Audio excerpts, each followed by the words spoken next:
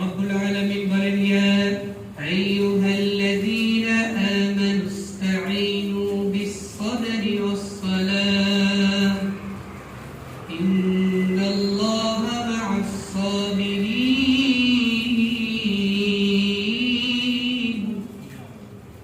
রব্বুল আলামিন বলেন ইয়া আইয়ুহাল্লাযীনা আমানু, হে ঈমানদারগণ, হে বিশ্বাস স্থাপনকারীগণ, তোমরা যদি আমি আল্লাহ রাব্বুল আলামিনের কাছে কোনো সাহায্য চাও, কোনো কিছু পেতে চাও, কোনো কিছু নিতে চাও, বলুন তো দেখি আল্লাহর কাছে আমাদের সাহায্য চাওয়ার দরকার নাই, সাহায্য পাওয়ার দরকার নাই, কিছু চাওয়ার দরকার নাই।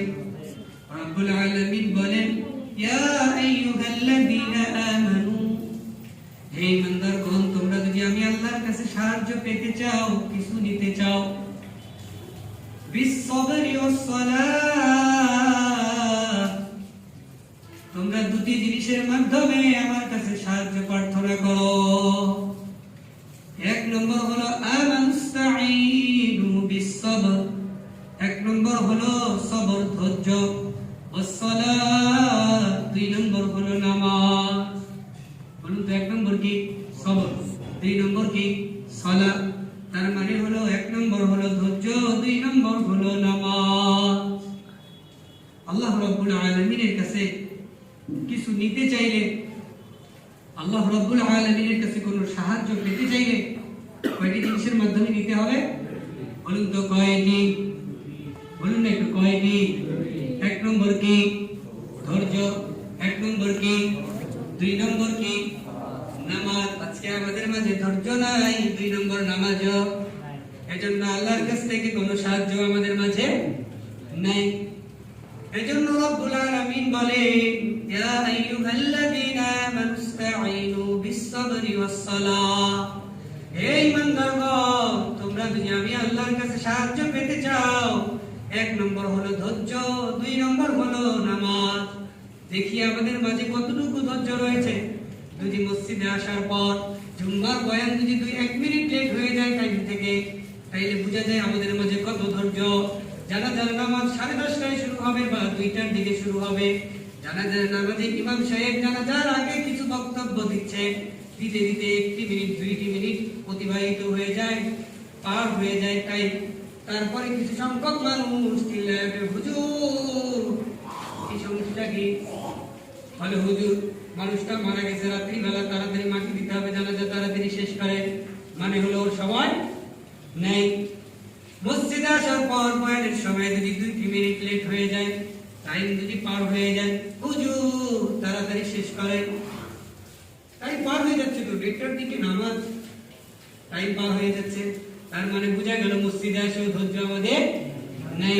জানাজার নামাজে একজন এলাকার মহল্লাবাসী মারা গেছে, ওনার জানাজা পড়তে যায়, কিছু কোরআন এবং হাদিস থেকে শুনবো, সেখানেও সময় আমাদের নেই। ঈদের নামাজে যা, ঈদের নামাজের সময় হলো 8:30টার দিকে শুরু হবে। ইমাম সাহেব কিছু কোরআন এবং হাদিস থেকে বলতে বলতে 2 মিনিট পার হয়ে যায়। কিছু সংখ্যক মানুষ আবার চিল্লাচিল্লি শুরু করে দেয়, হুজুর তাড়াতাড়ি শেষ করে। 30 দিন এলাকা আত্মীয় স্বজনের বাড়ি, মেলা, দাওয়াত, সিরিয়াল মেইনটেইন করতে হবে, তাড়াতাড়ি শেষ করে।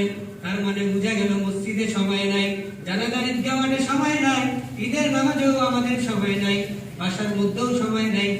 আমাদের হলো ধৈর্য নাই, কোনো কাজের মধ্যে হলো ধৈর্য নাই। তার মানে বোঝা গেল আমাদের এক নম্বর আল্লাহর কাছে সাহায্য পাওয়ার যেটা মাধ্যম, সেটার নাম হলো ধৈর্য, সেটা আমাদের মাঝে নাই। 2 নম্বর হলো নামাজ। 2 নম্বর কি? নামাজ আমাদের মাঝে আছে? প্রতিষ্ঠিত নাই। জিজ্ঞাসা করলাম, ভাইয়া নামাজ পড়েন না কেন, নামাজে আসেন না কেন? মানে হুজুর কাজ করতে করতে সময় পাই না, সময় মিলে না। আরেকজনকে জিজ্ঞেস করলাম, ভাইয়া আসেন না কেন? মানে কাপড় ঠিক নাই, কাপড় ঠিক নাই, নামাজের সময় নাই, আসার সময় নাই। তোমাকে জিজ্ঞাসা করলে বলো হুজুর কালকে পড়বো, পরশুদিন পড়বো। কাল কাল করতে করতে তোমার কাছে মালাকুল মউত চলে আসবে, কিন্তু তোমার কাছে কাল এখনো আসবে না।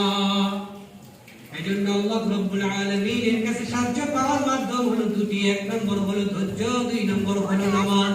যার কাছে ধৈর্য আছে, নামাজ আছে, তার কাছে কি আছে? কথা বলে না, বুঝেন না? আজকে কয় তারিখ বলেন তো? ফেব্রুয়ারি মাসের কয় তারিখ? 21। হ্যাঁ, আজকে কি কি দিবস বলুন তো? 21শে ফেব্রুয়ারি। ভাষা শহীদদের ভাষা, বাংলা ভাষা বলতেছি না, এই ভাষা আমাদের কাছে আনার জন্য আমাদের দেশের মানুষ শহীদ হয়েছে না, তাদের জন্য আমরা দোয়া করি আল্লাহ রাব্বুল আলামিন তাদেরকে জান্নাতের সর্বোচ্চ মাকাম দান করুন, সকলে বলি আমিন। তাহলে বুঝতেছেন তো?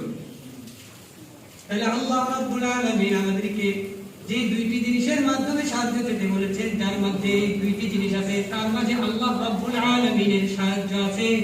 আর যার মধ্যে ধৈর্য নাই, নামাজ নাই, তার মাঝে আল্লাহ রাব্বুল আলামিনের সাহায্য নাই। রব্বুল আলামিন তারপরে বলেন